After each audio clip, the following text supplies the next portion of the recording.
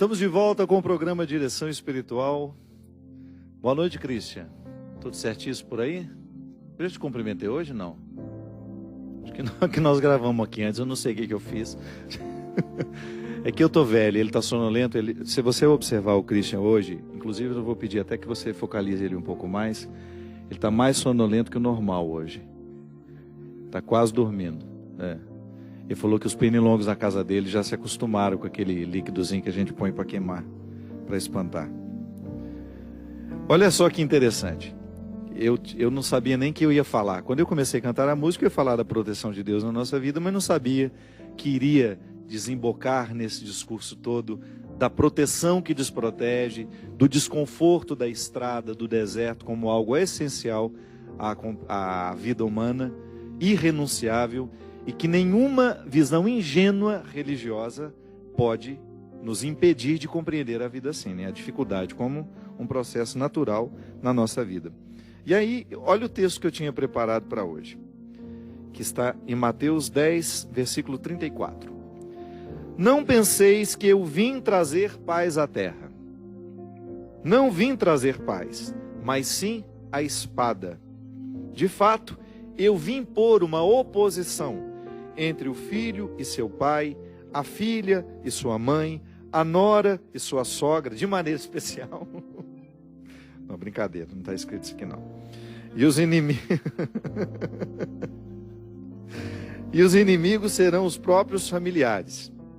Quem ama pai ou mãe mais do que a mim não é digno de mim. E quem ama filho ou filha mais do que a mim não é digno de mim. Quem não toma a sua cruz e não me segue não é digno de mim. Quem buscar a sua vida vai perdê-la, e quem perder a sua vida por causa de mim a encontrará. Não é São Paulo que está dizendo isso, não é João, é Jesus. É um texto dito pelo próprio Mestre. Olha que interessante, minha gente. Quando você percebe que essa palavra dura de Jesus é para nos ajudar a compreender a crueza da vida mesmo. Ele não veio passar manteiguinha no pão. Ele não veio nos propor moleza.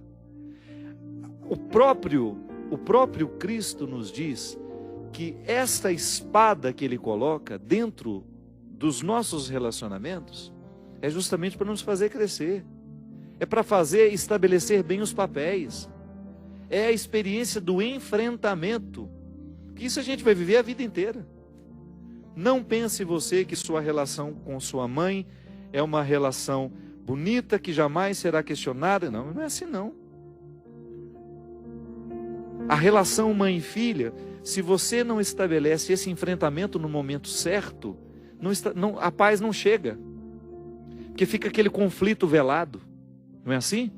A mesma coisa na nossa relação dentro de casa, quando você percebe que está existindo um conflito que nunca se resolveu, porque as questões nunca foram colocadas para fora.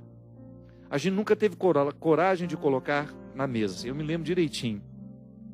O dia que porque o mineiro tem muita dificuldade de estabelecer um embate com a própria mãe. A mãe é um território sagrado que a gente não tem coragem de questionar, né? E eu me lembro que isso é muito cultural. A gente vem de uma família, de uma estrutura cultural matriarcal, onde a mulher tem um poder muito grande. E eu me lembro direitinho quando me chegou essa consciência, e eu falei com a minha mãe: mãe, eu amo tanto a senhora, mas eu sou também capaz de odiá-la. Aí a gente leva aquele susto, não? O filho odiar a sua mãe. Não o ódio no sentido de querer matar, jogar pela janela, não é isso não. É no sentido de você rejeitar uma série de aspectos da personalidade dela que estão em você e que você assumiu por uma imposição. Quando você identifica que existem aspectos da sua personalidade que são muito parecidas com a da sua mãe e que você rejeita profundamente aquilo, que você gostaria de ter o direito de se libertar. Então, mãe, a senhora é um território sagrado, mas eu tenho que ter coragem de reconhecer os excessos que a senhora provocou em mim. Aí, minha gente, parece que uma espada corta o coração dos dois, né? Mas a ressurreição que vem depois, porque você se desobriga. Você começa a ter coragem de estabelecer os confrontos com todo o respeito que a mãe precisa e merece. Mãe é um território sagrado que nunca deverá ser desrespeitado, mas pode sim ser contestado na hora certa e do jeito certo. A senhora escolheu viver assim, essa não é a minha escolha. Então a gente precisa continuar se amando, a gente pode estabelecer esse embate e a gente continuar vivendo em um profundo respeito um pelo outro. É assim. Quando Jesus fala que ele trouxe este embate, essa espada, não é para nos separar uns dos outros, não. É para nos unir do jeito certo. Porque às vezes uma união só acontece de verdade depois de muitos conflitos. A gente precisa se livrar das visões ingênuas. Essa pessoa é perfeita. Olha como nosso amor é lindo.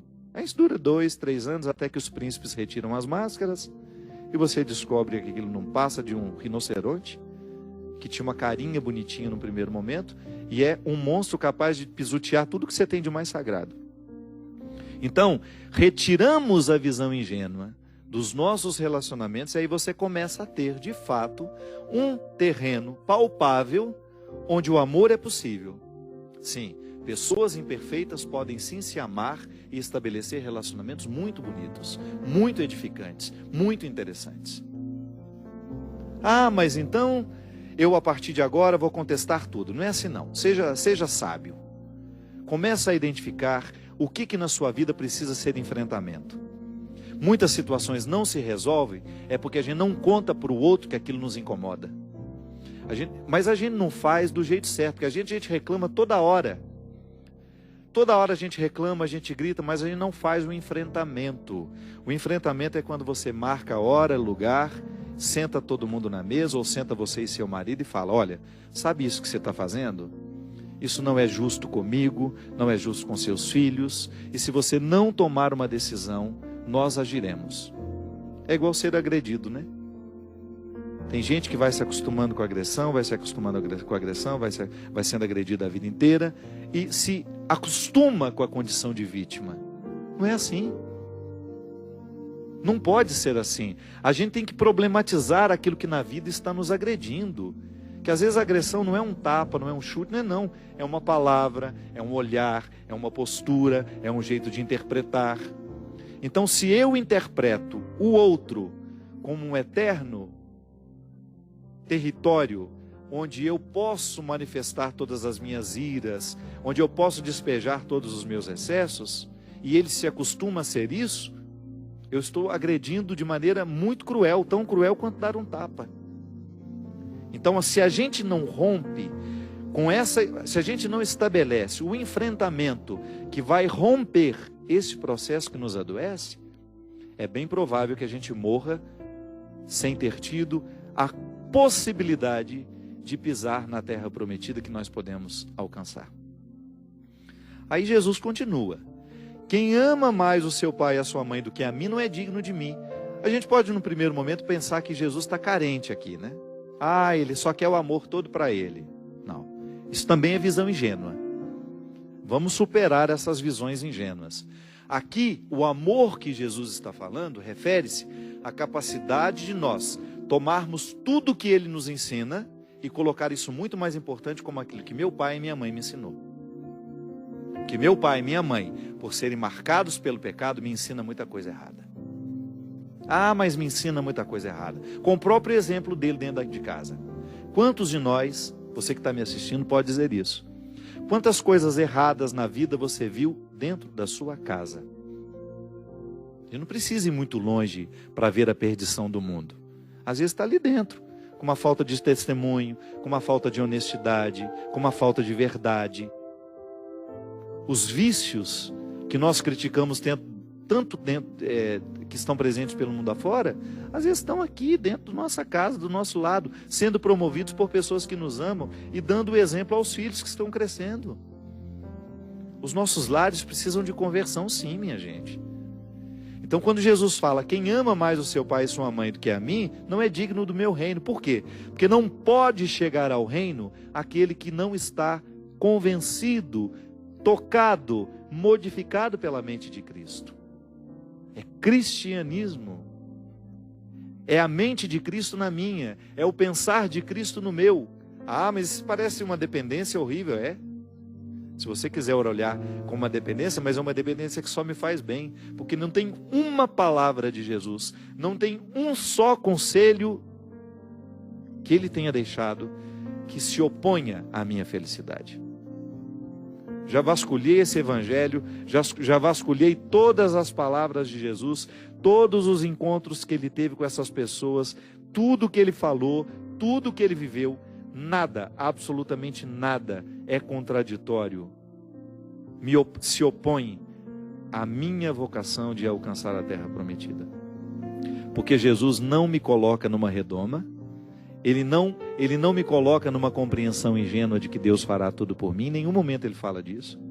Pelo contrário, ele me ajuda a compreender os enfrentamentos humanos, sempre ajudados pelo céu, mas ao mesmo tempo com os meus recursos humanos. Ele faz isso o tempo todo. Ele recruta o que há de melhor nas pessoas que ele encontra, para que elas tenham condições de viver os seus enfrentamentos. Quando ele converte Madalena, com o seu jeito de viver ali, com aquele gesto carinhoso de acolhê-la no meio daquela condenação, ele deixa para ela um dever de casa. Ali ele não fala, e agora nós vamos ser felizes para sempre, Madalena. Volte para casa, seja feliz para sempre. Não, não fala isso não. O feliz para sempre, minha filha, não existe mesmo. O feliz para sempre é uma ilusão que colocaram na nossa cabeça, nos contos da carochinha, nessas lendas. Agora, quando ele coloca para ela, vá e não retorne os erros que te trouxeram aqui, vai lá e faz uma vida diferente dessa que você viveu até o dia de hoje, porque olha o que te aconteceu. Olha o prêmio que você está recebendo da vida que você escolheu. Só destruição, pecado, morte, está aí, ó. Volta lá e faz de novo, você tem o direito. Volta lá, começa de novo, como se fosse o primeiro dia da sua vida. Todo mundo estatala os olhos para ele, né? Que não estavam acostumados. Eles estavam contextualizados numa religião que nunca dava segunda oportunidade. Era morte. Foi vista em adultério, foi pega em adultério e morreu. Imagina se fosse hoje. Não ia sobrar ninguém. Ou muito poucos. Mas então, naquele momento, ele não dá uma fórmula mágica para ela de felizes para sempre. Ele vai, sopra no ouvido dela um segredo, um mistério que vai acompanhá-la e que fez dela uma mulher santa. Vá e não peques mais. Sabe o que é isso, minha gente? É aquela mulher amarrar em si a responsabilidade de ficar atenta a tudo aquilo que poderia ser nocivo a ela e que poderia fazê-la voltar à escravidão do deserto, a comer as cebolas do Egito. Da mesma maneira naquele exemplo, da mocinha que precisava ter terminado aquele namoro há 5 anos atrás, não terminou, ficou num vai e volta, não vai e volta, não vai e volta, e perdeu um tempo precioso da sua vida, que poderia ter encontrado uma pessoa que iria amá-la de verdade, que iria fazer a vida dela ser um pouco melhor. Por quê? Não porque ele iria ser o príncipe encantado dela. Não, porque ela encontraria alguém, talvez, que estivesse mais disposto a viver com ela os desconfortos da travessia do amor. Porque amor, você acha que isso é bonitinho? Que é maravilhoso? Que é isso, que é aquilo? Vai amar para ver. O saco de sal que se precisa comer diariamente junto. Estou errado, Christian? No relacionamento de amizade, no relacionamento entre marido e mulher, entre mãe e filho, o amor não é uma fórmula mágica não, minha gente. Amor dói. Dói diariamente em nós. Agora, se está doendo de uma maneira que lhe faz regredir, que lhe faz deixar de alcançar a sua melhor parte, isso é um pseudo-amor.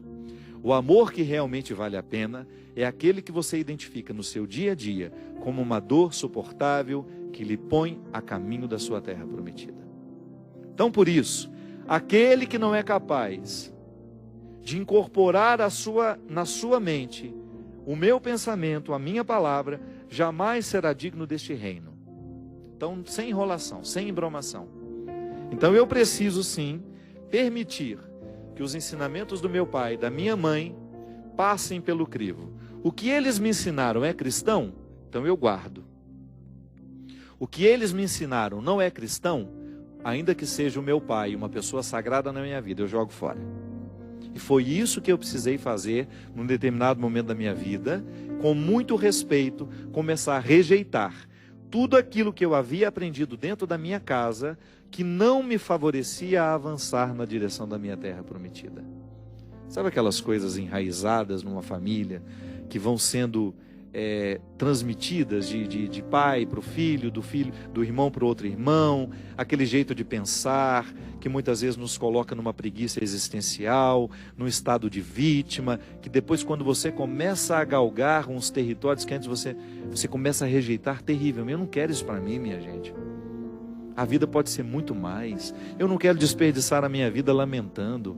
Eu não quero desperdiçar a minha vida com espírito de vítima. Eu quero ir além. Eu quero ir além. É isso que a gente precisa fazer. Fazer com que essa espada que perpassa a nossa casa, porque ele volta a dizer, ele não veio nos trazer a paz, ele veio nos trazer o conflito que nos permite construir a paz. E é isso que nós vamos nessa caminhada, percebendo nessa desproteção temporária a terra prometida que espera por nós. Algumas pessoas aqui no Twitter se manifestando. A Sarionara Lima disse assim: gente do céu, esse programa está sendo exibido só aqui em casa? Nunca vi falar tanto para mim. É isso mesmo, minha filha, mas que bom. Não é só para você não, Sarionara, é que todos nós precisamos ouvir isso. Todos nós estamos muitas vezes nas bolhas ingênuas do discurso, sabe? Existem bolhas que nos protegem com uma ingenuidade que nos desprotege depois, porque não nos permite viver o enfrentamento do deserto. A Carla Gomes Coutinho fala: que programa maravilhoso, parabéns, gostei dos óculos. Ficou com uma expressão mais leve, então eu vou ter que pegar da pessoa que me emprestou, porque esse óculos não é meu. Eu esqueci o meu em casa e eu precisava de ler quando eu tomei cegueta, então eu peguei emprestado de alguém aqui. Já vou ficar com ele para mim depois. Se tem programa melhor, eu não conheço. A Leila, muito obrigado, Leila. Sei que entendo, porque é só um por semana. Padre Fábio é um maluco muito sábio, Júnior Oliveira. Obrigado. A palestra do Padre Fábio hoje está ótima. Hoje nem é palestra, tá vendo? Estou falando tanto que está parecendo palestra. É só um programa que eu deveria estar falando de outras coisas. Quero convidar você para fazer comigo a peregrinação Obra de Maria, junto com a Canção Nova, programando uma viagem maravilhosa para a Itália e Medjugorje, do dia 17 de março até o dia 29. Nós passaremos por Roma, Assis, cidades importantes como a cidade onde nasceu e viveu Padre Pio. Vamos passar em Lanciano, onde tem aquele milagre eucarístico maravilhoso. Passaremos por Roma e depois iremos a Medjugorje, viver o despojamento daquele lugar e tudo aqui que aquele despojamento pode nos ensinar. Então venha conosco. Muita gente pergunta: Padre Fábio, fica o tempo todo? Só não durmo com você. Mas o tempo todo eu acompanho o grupo, faço questão de estar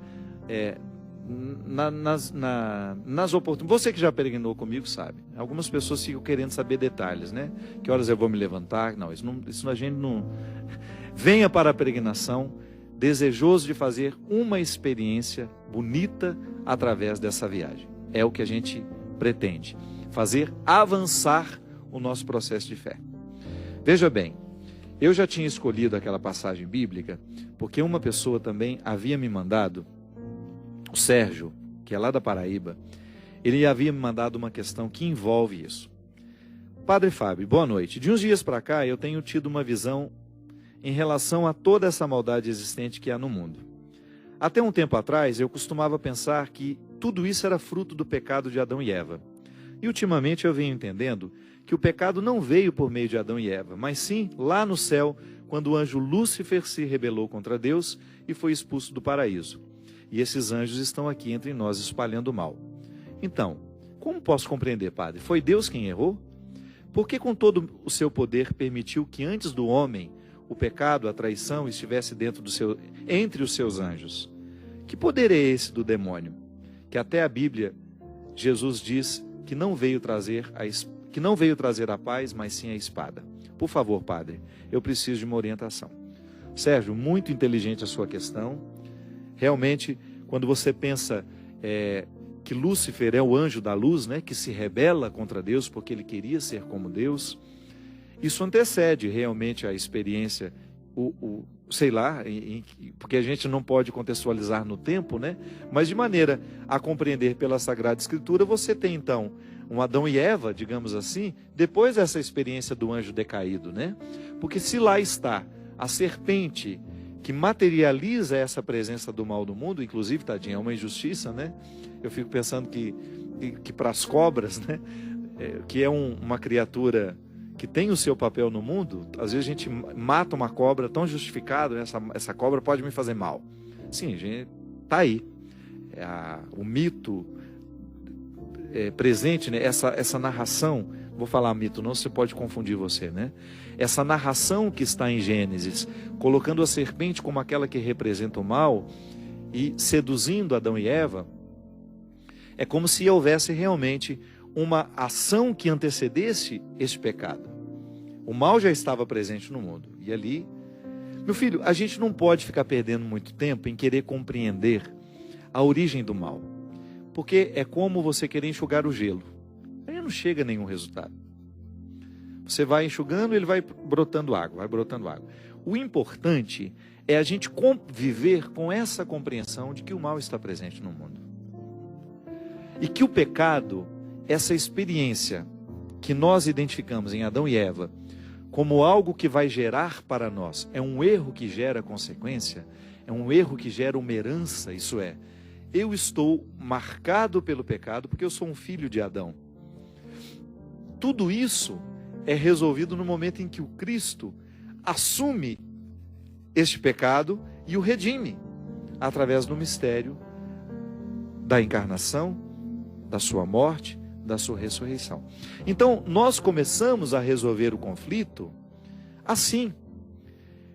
Eu trago dentro de mim as marcas de Adão, porque eu sou humano, eu sou frágil, eu tenho que estabelecer uma convivência com esse meu limite, como eu dizia, eu preciso fazer esse enfrentamento diário, preciso olhar para mim, para as minhas misérias e sem nenhuma hipocrisia lidar com elas. Eu não posso guardar isso na gaveta e fingir que não existe, não. Eu sou ciumento, eu sou desonesto, eu sou mentiroso, eu sou infiel. Estou dizendo, né? Todos nós temos esse monte de pecado. Não estou dizendo que eu sou tudo isso aqui não, né? Estou só dando o exemplo, que eu faço um esforço diário para não ser, mas eu trago tudo isso dentro de mim.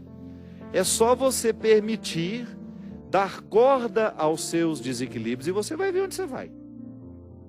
É impressionante como, se a gente não cuida do que é precário em nós, como isso se multiplica e cresce. Então, eu estou com todas as marcas de Adão em mim, você está com toda essa tendência ao mal, tendência ao maligno, que você pode compreender a partir da Sagrada Escritura, você pode compreender de outra forma. O importante é que você não negue que o mal existe. Agora, eu também não posso me esquecer que eu estou sob o fluxo da graça, no influxo da graça. Eu estou neste movimento de purificação. Cada vez que o Cristo vence os poderes de Adão em mim, o meu cristianismo se aflora como um testemunho muito positivo para o mundo.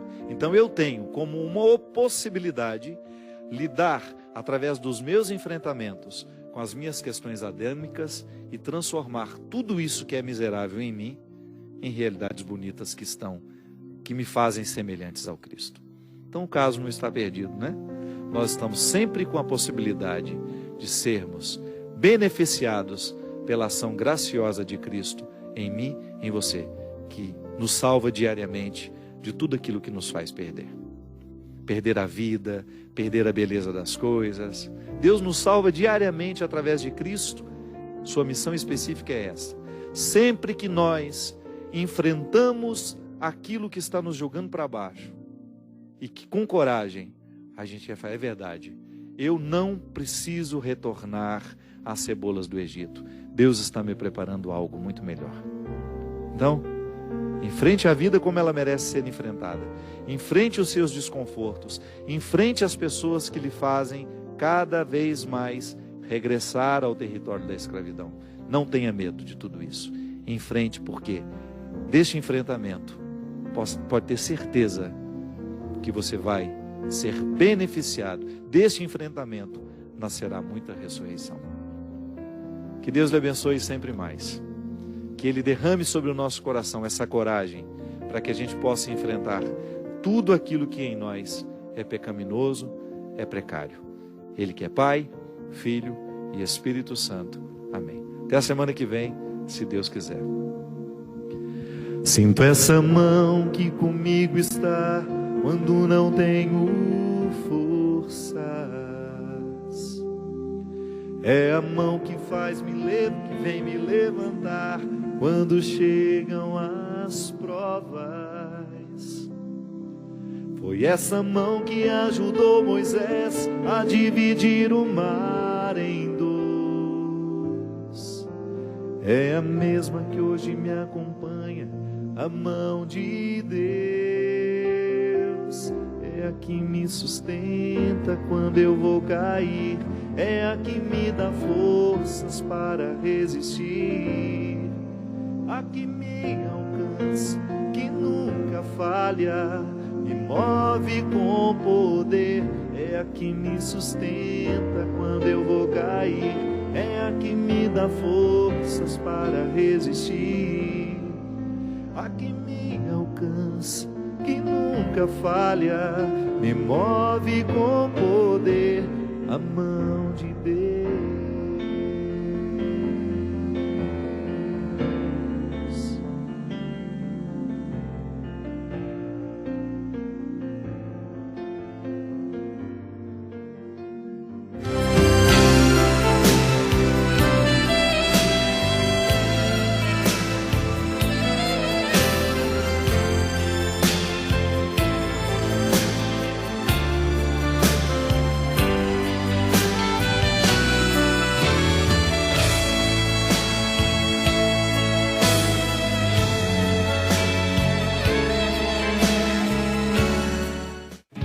Deus não atende às nossas vontades, e sim às nossas necessidades. Envie direção para 46991 e receba todos os dias mensagens de direção espiritual do Padre Fábio de Mello. Receba no seu celular mensagens de sabedoria, paz e alegria. Envie direção para 46991. Torpedos Canção Nova. Mensagens que evangelizam.